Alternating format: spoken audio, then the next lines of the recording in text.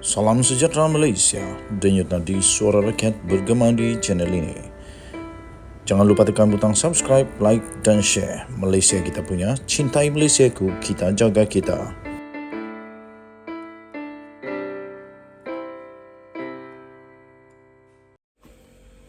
Salam sejahtera Malaysia, denyut nadi suara rakyat bergema di channel ini. Sebelum saya mulakan, saya ingin ucapkan jutaan bilion terima kasih kepada semua yang sudah tekan butang subscribe, like dan share. Hari ini sudah 7 hari bulan Februari 2022. Terima kasih kepada semua yang sudah subscribe, yang sudah join member, terima kasih. Sekali lagi Hisham Spiderman, member dalam channel ini. Sila hubungi Telegram rasmi The Twin TV untuk dapatkan baju yang cantik ini. Kami ingin berikan kepada anda baju yang cantik tersebut. Jadi nanti sila PM atau DM di dalam Telegram ataupun Twitter rasmi The Twin TV. Okey, baik. Anwar Ibrahim dipecat 24 tahun yang lalu oleh UMNO dengan pelbagai tomahan. Akhirnya hari ini mengejutkan seluruh Malaysia apabila Anwar kembali ke pejabat UMNO. Wow. Dia kembali ke UMNO punya pejabat. Anwar jejak kaki semula kebangunan UMNO. Pasti ramai yang pedih hati. Tapi sebelum itu saya ingin tanya kamu lah. Apa pendapat kamu dengan perkembangan terkini Datuk Seri Anwar Ibrahim? Adakah kamu rasa bagus juga sebenarnya dia dipecat daripada UMNO dulu? Sebab sekarang UMNO dalam keadaan yang kacau balau.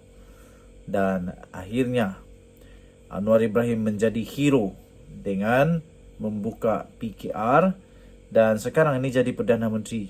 Walaupun bukan dalam UMNO. Apa pendapat kamu? Sila tinggalkan komen. Anwar Ibrahim akan menjejakkan kakinya di Ibu Pejabat UMNO di WTCKL pada malam ini, 25 tahun selepas beliau dipecat daripada parti itu pada tahun 1998 yang lalu.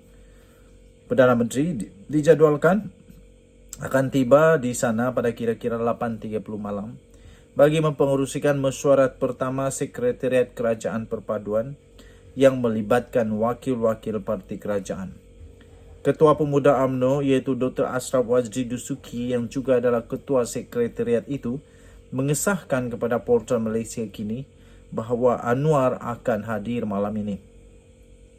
Ini adalah kali pertama Datuk Seri Anwar Ibrahim ke bangunan UMNO itu selepas beliau dipecat oleh Tun Mahathir Mohamad pada 1998 yang lalu.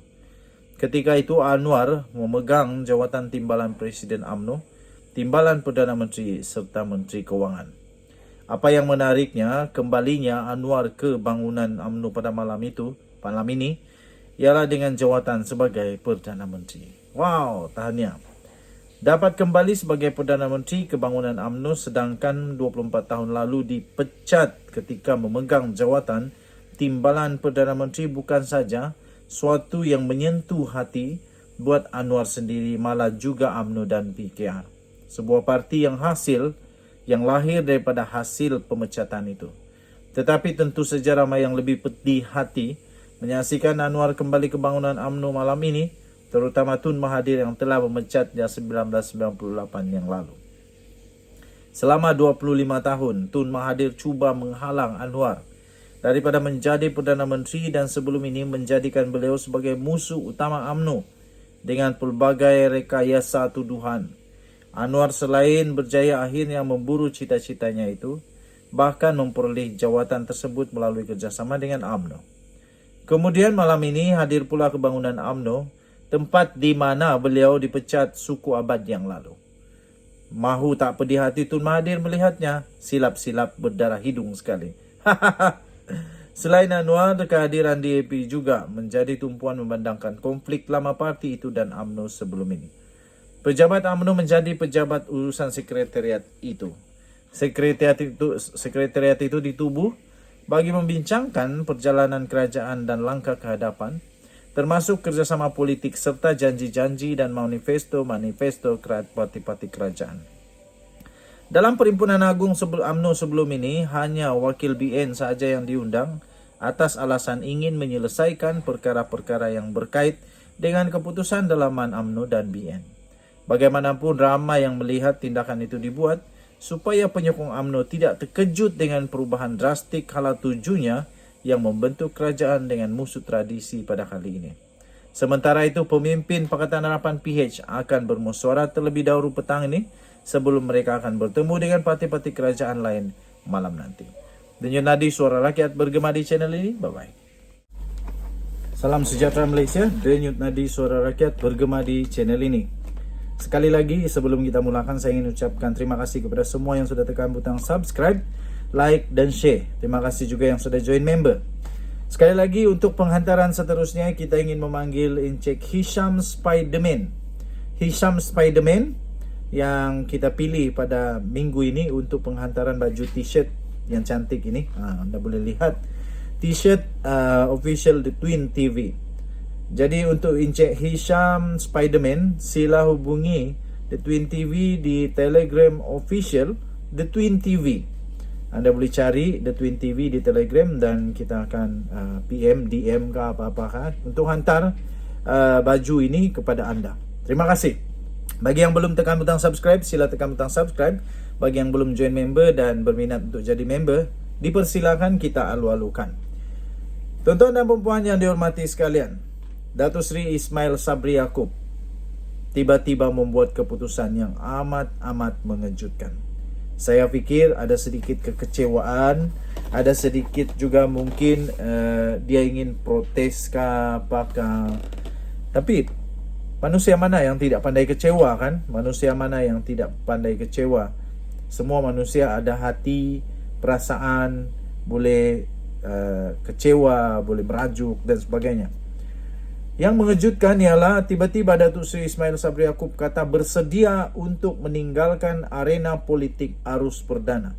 Adakah ini dia bermaksud untuk dia bersara daripada politik? Adakah dia keluar daripada politik? Adakah dia pula akan keluar meninggalkan UMNO? Sebab kalau menurut tajuk daripada bharian.com.my ini, kalau dia bersedia meninggalkan arena politik arus perdana, maksudnya dia bersedia untuk meninggalkan UMNO dan Barisan Nasional.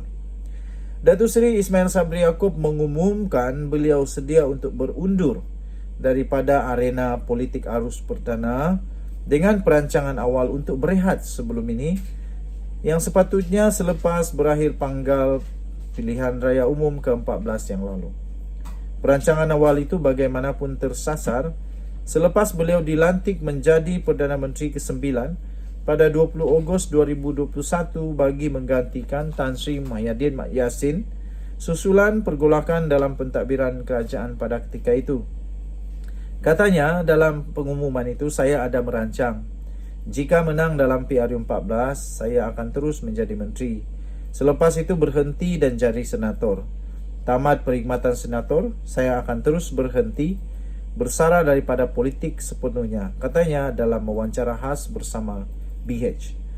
Dengan masalah dalaman UMNO susulan prestasi buruk dalam PRU 15 yang lalu, ahli Parlimen Berai itu dilihat seperti tidak lagi sehaluan dengan kepimpinan tertinggi parti, berkata PRU pada 19 November lalu adalah yang terakhir yang disertainya. Katanya sebenarnya saya merancang untuk berehat selepas PRU 14, namun ditakdirkan jadi Perdana Menteri. Kata naib Presiden UMNO itu yang dilantik ke jawatan tertinggi berkenaan selepas hanya 42 hari menjadi timbalan Perdana Menteri. Mengulas perkembangan dalam UMNO, Ismail Sabri mengakui parti makin hilang sokongan berikutan kekalahan pada 2 PRU berturut-turut. Tindakan membuang satu pasukan untuk mengekalkan satu lagi pasukan hanya menimbulkan pergolakan yang akhirnya semakin kurang penyokong, katanya. Ini yang saya bimbangkan mengenai masa depan UMNO, kata Datuk Seri Ismail Sabri Yaakob. Tambahnya lagi ahli baru yang hendak masuk untuk sertai UMNO pun kurang. Yang ada pula keluar. Mungkin keadaan sekarang dikatakan aman kerana tiada lagi kaki melawan, tetapi sokongan semakin hilang, katanya. Beliau merujuk kepada keputusan Majlis Kerja Tertinggi MKT UMNO yang memecat beberapa pemimpinnya selepas PRU15 kerana dikatakan telah melanggar peraturan dan keputusan parti. Manakala beberapa yang lain pula turut digantung keahlian. Sebelum PRU15, antara nama-nama besar yang dipecat adalah Tan Sri Anwar Musa dan Datuk Seri Syahidan Kasim. Disusuli oleh pemecatan terbaru membabitkan Khairi Jamaluddin dan Tan Sri Nur Omar pada 27 Januari yang lalu. Bekas Naib Presiden UMNO Datuk Seri Isamuddin Hussein dan Naib Ketua Pemuda pula Syaril Sufian Hamdan pula antara yang digantung keahlian selama 6 tahun. Khairi dan Nur Omar pula antara yang lantang mengkritik kepimpinan presidennya, iaitu Datuk Seri Dr. Ahmad Zahid Hamidi, dan keputusan Perhimpunan Agung UMNO PAU 2022 pertengahan Januari lalu yang meluluskan usul tiada pertandingan 2 jawatan tertinggi parti. Denyut nadi suara rakyat bergema di channel ini. Bye-bye.